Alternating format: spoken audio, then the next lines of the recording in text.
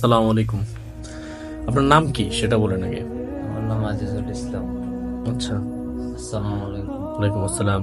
এটা হলো আপনার মেয়ে আর কি? জি। ওর নাম কি? আমেনা। আমেনা। আর কি কি সমস্যা হয়?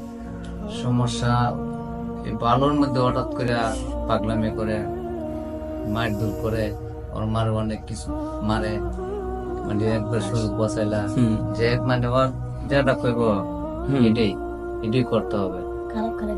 আর খারাপ ভাষা, যেটা মন চায় এটাই ভাষা, অতিরিক্ত খারাপ ভাষা বলে।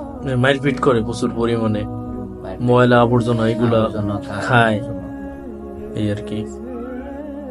তো আমি আর কি এই যে এর যে সময় চেক দিলাম, তো এর সাথে তো জিনের সমস্যা আছে দেখলাম ভালোভাবে, কিন্তু আমার যারা জিনা ছিল ওরা বলতেছে, এই যে ও হাসতেছে, ওকে এমনি মাঝে মাঝে এরকম হাসে আর কি।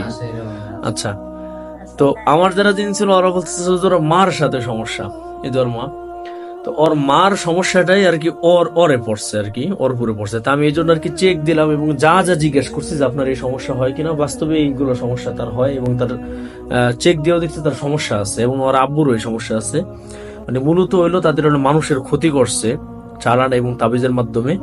তা ওই প্রভাবটাই এই মেয়ের উপরে পড়ছে, মানে শুধু জিনের আসরটা পড়ছে আর কি, জিনের নজরটা পড়ছে, এই আর কি। তো আল্লাহ তাআলা তাদেরকে সুস্থতা দান করুক, দোয়া করি, কারণ তারা খুবই গরিব। আল্লাহ তাআলা এরকম একটা ফ্যামিলিতে এরকম বড় ধরনের একটা রোগ দিচ্ছে বা এত ঝামেলা দিচ্ছে, আল্লাহর কাছে দোয়া করি আল্লাহ তাআলা এই যে কষ্টকে আল্লাহ তাআলা যাতে গুনাহ মাফ হওয়ার একটা কারণ হিসেবে নিয়ে নেন, বা এটা এই উসিলা গুনাহ মাফ করে দেন এবং আল্লাহ তাআলা এই ভাইয়ের ঘরে শান্তি বর্ষিত করুক এবং এই মেয়েটাকে আল্লাহ তাআলা সুস্থতা দান করুক।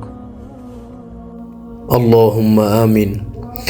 আর আপনারাও ভিডিওটি বেশি বেশি শেয়ার করে দিবেন, যাতে করে যারা এই সমস্ত বিপদে পড়তেছে তারা যাতে সঠিক চিকিৎসাটা পায়।